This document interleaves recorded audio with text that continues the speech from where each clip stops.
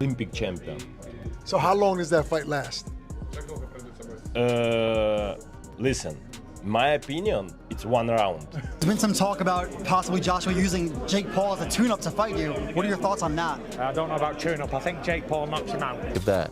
Anthony, by murder. By murder? Yes. Golly. Might knock his head off a little bit. Like, it might be special effect, but it might, like, go out. Like legit? Yeah. Veteran boxing figures are weighing in on the upcoming Jake Paul versus Anthony Joshua matchup. Usyk says the bout won't last beyond the opening round. Having fought Joshua twice, he feels he knows exactly how dangerous Joshua's power is. According to Usyk, the event is driven more by financial motives than sporting merit. He says Joshua needs only one clean opportunity to demonstrate the massive gap in strength and skill. In his view, this isn't a true competitive fight, just a quick finish waiting to happen, with Jake stepping into a level far above what he's used to. Complaining about AJ taking that fight. Obviously, it's a lot of money, right? Yeah. Do you see something wrong with AJ taking that fight? This is just a lot of money, it's just a show. Right. This is not interesting sport because, guys, brothers, Anthony, it's Olympic champion. Right. Jake, it's just sportsman. Yeah, YouTuber. Jake do a lot of work. Special coach, special food, a lot of exercise, new. Yes. But this is guy don't have a mother fights. Right. Never Right. a mother fights. Maybe them wrestling now professional, but Joshua, Anthony Joshua, it's Olympic champion. So how long does that fight last? Listen, my opinion, it's 1 round because Anthony twice, my fight twice, jab. Very hard. Yeah, look. You know, this is And still from his this fight. is jab. Tyson Fury, however, throws the entire conversation in a different direction with one of the most surprising predictions so far. According to Fury, Jake Paul is going to knock out Anthony Joshua, a claim that immediately raises eyebrows since it opposes nearly every expert viewpoint. Fury argues that Jake has been growing physically, lifting heavier, and reshaping himself into a sturdier, more complete fighter. He believes Jake's rapid improvement and current momentum can sometimes outweigh years of experience. Fury is known for making unexpected statements, but this time he stands by it, saying Jake's self-belief and upward trajectory could lead to an outcome almost nobody sees coming. He emphasizes that Jake is no longer just a social media figure, he's a dedicated athlete putting in serious work. Fury's take is undeniably controversial, yet it brings a unique angle to the debate, especially coming from someone with such deep understanding of heavyweight boxing. Talk about possibly Joshua using Jake Paul as a tune-up to fight you. What are your thoughts on that? I don't know about tune-up. I think Jake Paul knocks him out. Seriously? Yeah.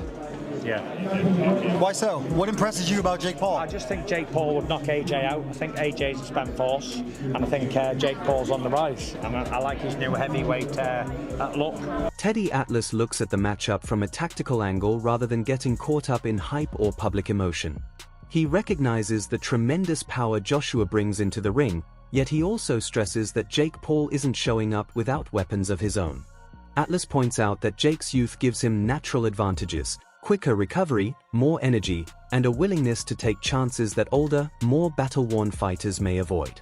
He mentions that Jake's footwork has noticeably improved, allowing him to move in ways that could make things tricky for Joshua if Joshua expects a static target. In Atlas's view, every fight presents opportunities for both men, and this clash is no exception. Joshua offers size, pedigree, and the experience of a former world champion, but Jake has certain attributes that deserve respect.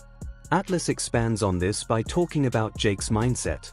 Being early in his career, Jake still carries hunger and doesn't yet bear the psychological fatigue that comes with years at the top. Atlas notes that Joshua usually performs at his best when he dictates range and keeps opponents at a controlled distance. However, Jake's faster footwork and willingness to step into exchanges might create small openings. Those openings may be brief, but they are real. Atlas isn't predicting a Jake Paul victory.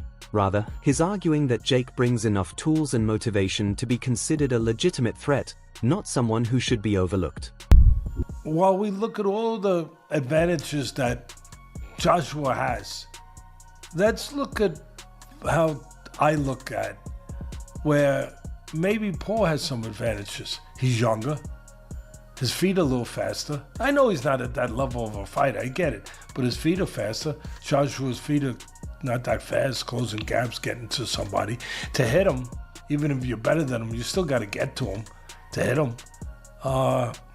Also, Joshua, last time he fought was over a year. He hasn't fought. He was basically retired. Where's his mind at? He got knocked out terribly by Dubois. Where's his confidence? Where's his mindset? Where is he? Is he taking this fight the way that fans are, overlooking Paul, taking him for granted? Yeah, it probably is. Might be. Does that weigh in? Yeah, that weighs in. People don't look at those parts of it. And the weight. Paul's smart. He always puts clauses in there. I know this is the first time he's fighting a guy who's bigger than him and all that stuff, but he put in a 245-pound weight, clause where he can't come in over 245. What is Joshua weighing? He was off over a year. He was basically retired. Was he 280? Was he 290? Was he 275? Easily could be the case. He didn't have a lot of time now to get to 245. How does that affect him? Oh, we forgot about that. It's a little thing, but it's not that little. It's a thing that Paul put there for a reason. Again, Paul hasn't made too many mistakes. He's been pretty damn smart. I'm not saying he's the fighter that Joshua is, but I don't know if Joshua's the fighter that Joshua. Lamont Roach addresses the matchup with a mix of respect for boxing and real concern about what could happen if Anthony Joshua approaches Jake Paul with full seriousness. In his view, this is not a contest on equal terms. Joshua's natural power and deep technical background create a level of threat that Jake has never had to deal with before. Roach explains that Joshua wouldn't even need to unleash heavy combinations for the situation to become dangerous. One well-timed, committed punch from Joshua could end the fight instantly, especially given the drastic gap in size, strength, and professional experience. He emphasizes that true heavyweight power is not something a social media personality-turned-boxer can simply endure. The physical disparity alone, Roach believes, puts Jake at real risk. Excuse me. My first thoughts was this guy's crazy. Not gonna lie. But I get it. Coming from a guy who's not a true traditional boxer, and to be able to have a position where he can fight a former unified world champion, former Olympic gold medalist, and to do it on such a stage where Anthony Joshua was a superstar as well. I mean, like, he sold out the O2, twice. Absolutely. I think. So, I think Jake is setting himself up for, a huge spectacle, and which is, kind of smart. If you're going to go big, why not go to the highest of the mountain? Why not? And I get it. That's what you call business right there. And I seen a lot of guys calling him out, from like Gabe to, other guys who are boxers. Yeah, like guys who actually beat him. But why would he settle for those guys when he could fight Anthony Joshua? So I think that's, I think that's smart. I think that's super smart. Smart is one thing. What do you think happens in the ring, though, champ? I think he gets hurt, for sure. I think he gets obliterated. Something close to like Francis Ngannou. I think something like that happens, and it's going to be bad for him. But there will be a lot of. Andrew Tate responds to the matchup with a straightforward and uncomplicated message. He says Jake Paul has taken on an enormous challenge and deserves credit simply for stepping into that kind of moment. Tate respects the amount of risk Jake is accepting and points out that very few people would willingly face someone with Joshua's strength and high-level experience. For Tate, the outcome of the fight isn't the main point. What stands out to him is Jake's willingness to test himself against elite competition and display a level of ambition most fighters, influencer or not, would never dare to show. Tate focuses on Jake's bravery rather than making a prediction, and he believes that Jake's decision to take this fight earns him genuine respect. just a couple more things before I let you go. Jake Paul versus Anthony Joshua, your thoughts on this fight? And Mega won. Yeah, huge respect to Jake. I mean, we all know what should happen on paper, but it's boxing. So huge respect to Jake. I have nothing but... Sean Ali, a UFC bantamweight and active professional mixed martial artist, shared his honest thoughts ahead of the December 19th main event in South Florida. Speaking on the Bro Ali show, he revealed real worry for his friend Jake Paul. Ali admitted that the idea of Jake stepping in against Anthony Joshua is legitimately frightening. He explained that being knocked out by someone with Joshua's power isn't just a career issue, it could have long-term effects on a person's life.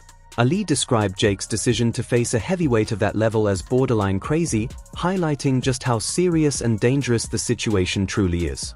In his view, the risk Jake is taking goes far beyond typical competition. O'Malley is scared for Jake Paul. All right, great. You know what? Thank you, Sean. And now that's now my phrase. I'm going to steal that from you from this moment. I'm going to use it going forward because I didn't know how to describe my feeling about this fight, but I just got it.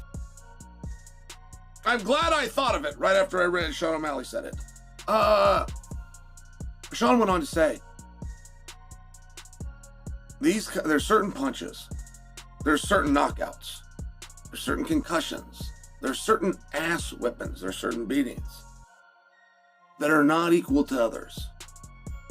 They're the kind of knockouts, of punches, of concussions, of ass whippings, and of beatings that change your life. They change lives. And O'Malley didn't elaborate on what that meant. But I know what he meant. I know what he meant. There is a confidence that a person has. From the guy that walks down the street, the most confident, he walks in the room and he's the man and he gets to live his life feeling that way and people will treat him that way. All the way down to the coward who walks his wife like he's weak, who handles everything sheepishly. But one thing those two guys have in common is that neither of them actually knows where they stand. Neither of them has actually tested that theory. They got all the rest of society to go along with it. Therefore, they don't have to test. Chael Sonnen offers a clear, analytical breakdown of why he views the matchup as overwhelmingly one-sided in Anthony Joshua's favor. He points to Joshua's size, strength, height, weight, reach, and extensive professional resume as advantages that are simply too significant to overlook. Sonnen acknowledges that Jake Paul has made real progress, but he also stresses that none of Jake's previous opponents come close to the elite level of competition Joshua has faced throughout his career. In Sonnen's view, every major factor, from physical traits to mental readiness, leans heavily toward Joshua. His assessment leaves emotion out of the equation and focuses purely on objective realities, highlighting just how uneven this matchup appears on paper. Are the Francis Ngannou performance. What if Jake makes it 5 rounds, 6 rounds? What if Jake made it to the distance? What if Jake won a round? Now, it's very hard to believe. It's very hard to imagine. I think it's the big struggle with this fight. I cannot, off the top of my head, produce a fight for you in any form of unarmed combat that drew, that was exciting, where the audience did not have a reasonable expectation, an expectation to some degree that, well, if he does this or that, there is a way for this guy to win. And that's usually pretty easy to do because nobody knows anything about fighting. Nobody watching this right now, none of you, my millions of viewers, not one of you has ever boxed. Not one of you knows someone in the family. Well, my dad was a boxer, my uncle was a boxer. No, you don't. Not only are you not a boxer, you don't even know of a boxer. Now, I only share that because when I come out and say nobody knows what they're talking about when they're talking about boxing, like, it's not meant to be an insult. You don't know anything about boxing. It was never taught to you. None of you in recess boxed. None of your junior highs, your high schools, your colleges, your community colleges offered boxing. Your hometown didn't have a boxing gym. Now really think about that. Because as much as you love the sport and as much as you think that you understand it, not only do you not understand it, you can't even have a conversation with other people who do because they don't understand it. So what is a win? I think that time counts. I think that time is a very big deal. You're in that little bitty ring, and I know a guy can run backwards, but running backwards is not illegal in boxing. It is in... Chris Algieri evaluates the situation with the steady, analytical mindset he's known for, drawing from years of studying Joshua's habits in the ring. He explains that Joshua typically performs in line with the level of threat he senses. When facing a dangerous opponent, Joshua fights with caution and strategy. But when the challenger is less seasoned or physically outmatched, Joshua delivers the kind of dominant display people expect from him. Algieri believes this same pattern fits perfectly with the Jake Paul matchup. He expects Joshua to avoid reckless risks, yet once Joshua chooses to move forward, he usually closes the show with sharp accuracy and overwhelming force. Algieri warns fans not to misread the situation. Joshua has always dealt with mismatches in a decisive, professional manner, and he anticipates the same outcome here. He adds that this reliability is one of Joshua's strengths. His reactions are consistent, measured, and effective in exactly the moments they need to be. His reputation as an elite heavyweight. Do you understand the analogy I'm getting to, Chris? Yeah, and I agree. And but listen, Joshua's done this already. He fought a guy that he was supposed to destroy, right? And then he went out there and he destroyed him. And he didn't play with his food. Yep. He didn't say, okay, it was Ngannou I'm talking about, obviously. Of course. Who gave Tyson Fury fits and really had everyone questioning Tyson Fury's ability because he struggled with an MMA fighter in his pro boxing debut. Anthony Joshua didn't do that. He went out there and did what we all expected Tyson Fury to do, and completely wiped the floor with the guy. And if Joshua doesn't do that this fight, I agree with you, Jimmy. It's going to hurt his stock. It's going to hurt the way that people perceive him moving forward. And also, I think, honestly, and if he doesn't go out there and just lay into Jake Paul and end it in the first, if not second round, to me, it's gonna look fishy to me. It's gonna look like this was a setup, this was an exhibition, this wasn't a real fight. If this is a real fight, it should be over in 90 seconds because Anthony Joshua is a legit gold medalist, super heavyweight, crazy athlete, awesome power, and Jake Paul just isn't on that level in any way. And he's not and he's undersized. You know, Jake Paul was fighting a cruiserweight in his last fight. He was under 200 pounds. You know, Joshua is a legit 250 pounds with abs, and the guy punches with the right hand like a cannon.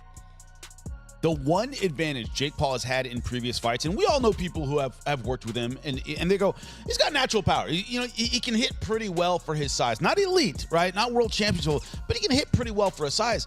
Paulie, that one advantage that he's had in previous fights is... Dave Allen evaluates the matchup with a straightforward, realistic mindset. Rather than getting swept up in excitement, he focuses solely on Jake Paul's previous performances. Allen points out that Jake has mostly fought opponents who didn't apply true heavyweight force or sustained pressure. Because of that, Jake has usually been able to stay composed, maintain distance, and control the pace without being forced into uncomfortable situations. Allen cautions that Anthony Joshua will not provide that same safe setting. If Joshua comes forward with even a portion of the aggression he uses against established heavyweight contenders, the fight could look nothing like what Jake has dealt with so far. In Allen's eyes, the shift in power, pressure, and intensity changes everything. But he couldn't beat Tommy. Could he win the area lightweight title? I'm not sure. Don't know who the champion is. If I had a look, I could tell you, but I'm not sure. He then boxes Nate Diaz. So he's boxed one boxer so far, if we keep in count, and he's beat none. Then he boxes Andre August, who I believe was a pro, and this is now at 14-3, so he's now actually a cruiserweight. Andre August, I'm not sure. Ryan Borland, 17-2. Again, I'm not sure. Well, fair play, he's beat two boxers here. Beat two boxers, what can I say? He then fights Mike Perry, who is an MMA fighter, bare knuckle boxer, he's not a glove boxer. He then fights Mike Tyson, which was an exhibition. Barry McGuigan delivers one of the most striking perspectives in the discussion. He warns that the fight carries a level of danger that many fans, especially younger viewers, may not fully grasp. With decades of experience around elite punchers, McGuigan understands just how quickly a bout can change when a true heavyweight lands cleanly. He emphasizes that picturing Jake Paul facing Joshua should make any seasoned boxing observer uneasy. McGuigan isn't criticizing Jake personally. Rather, he's highlighting the sheer physical realities of the sport. To him, this matchup underscores a risk that goes beyond entertainment, serving as a reminder that boxing is unforgiving when fighters with vastly different levels of power meet in the ring. Some people are saying, you know, AJ's grabbing the bag. There's nothing wrong with that, because anybody else, if they got offered that kind of money, they would do it. So, Yep. And some people are suggesting it might damage his legacy. Where do you sit with the decision of him taking that fight? And it's a professional 8-round fight as well. Yes, it's a highly dangerous fight for Jake Paul. I don't know what he's doing, unless they have done some sort of caveat or some sort of agreement that he says he's going to go easy on him, or he's not going to go flat out. But you know, I've been tossing this up and down in my mind and trying to figure how, and under God, when he had agreed to fight someone like Tank Davis, who is, you know, several divisions below him, that's more like... That wraps up today's breakdown. Be sure to stay tuned for more updates, and we'll see you next time.